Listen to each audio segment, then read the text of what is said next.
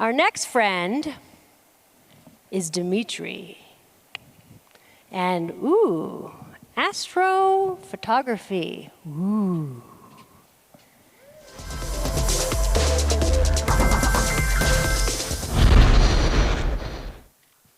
All right.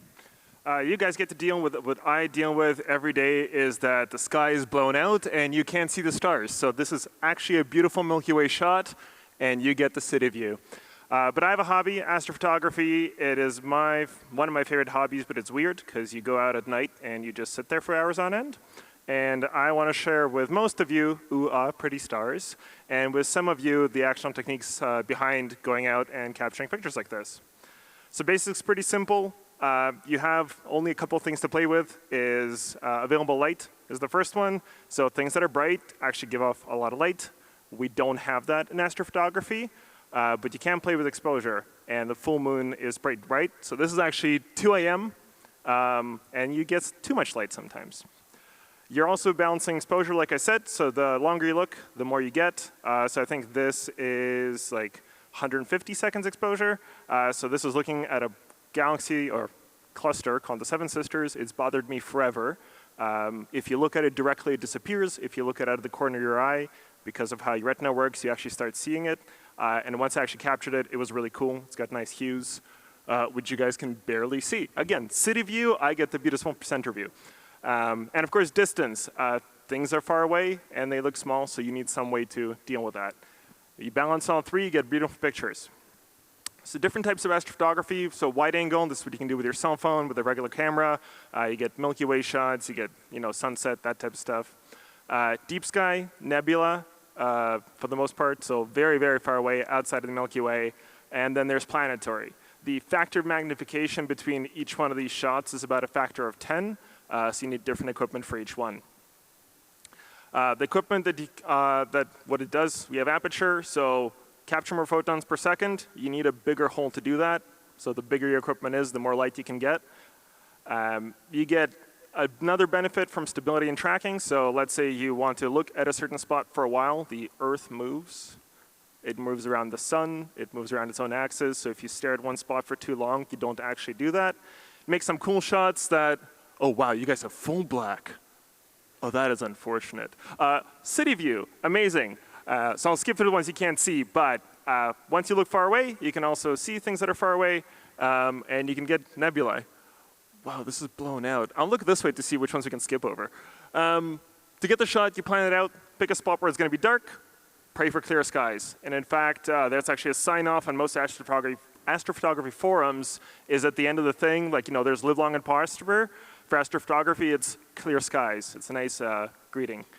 You head out, you set it up, you calibrate equipment, you take a shot, and then you go home and you do post, just like regular photography. And in fact, that step usually takes the longest. So in terms of planning, picking a target, there's different things you can do. You can chase northern lights. I've done that. You can chase meteor showers. I've done that. Tons of data available for all of that. You look at light pollution maps. So this is Toronto, where I come from. Red is bad. So you try to leave Toronto. Otherwise, you get what you get in the presentation, which is completely blown out. And you look at weather. Tons of trackers, but you want clear, cold, no humidity, no wind, as clear of an atmosphere as you can get. If you can get into the mountains, even better, but we don't have those, at least close by. For capturing, you set up either with a tripod or a star tracker, and you start shooting. Calibrating, Earth is spinning, so you need to align your equipment to spin exactly how the Earth spins to cancel it out, which can take an hour if you're good, and 3 if you're bad, like me. And then, so you can see this is bad calibration. You get star trails. And that was supposed to be a video, but shooting. Once everything is calibrated, your exposure times is measured in minutes or hours, where you sit and do nothing. And I had some raccoon friends come and visit me when I was shooting the full moon. Nice. Sediment calibration, in general, you have equipment. It has balancing axes. You balance it out so it spins freely so the motor can spin it. You align with the Earth, called polar alignment, and then you focus where some cool equipment exists. So this is called a Barlow lens. It splits the light in such a way that that makes a little X, and the middle line moves as you focus. and it has to do with a bunch of math that a bunch of people much smarter than me did, and made a nice plastic thing that makes me get perfect focus on things that are not in our galaxy.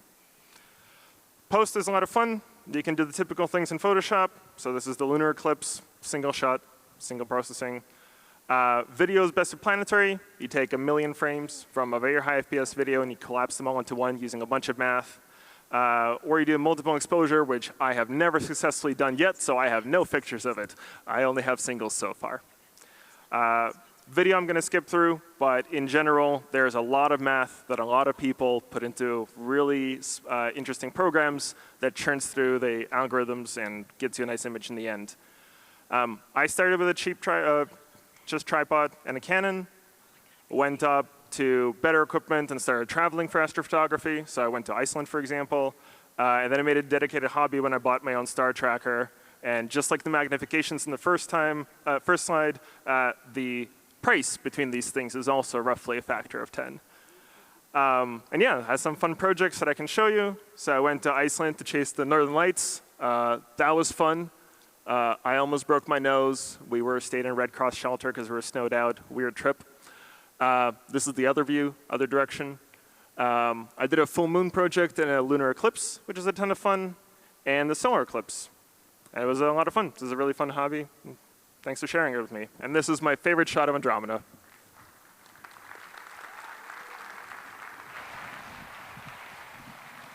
Awesome, Dmitri. Thank you so much. And you know what? I'm going to need your help in a little bit because I get really disappointed every time we hear the Northern Lights is coming anywhere near Columbus, Ohio. So maybe with your fancy technology, we might even be able to get to see the Northern Lights in Columbus, Ohio. I don't know. Anyway.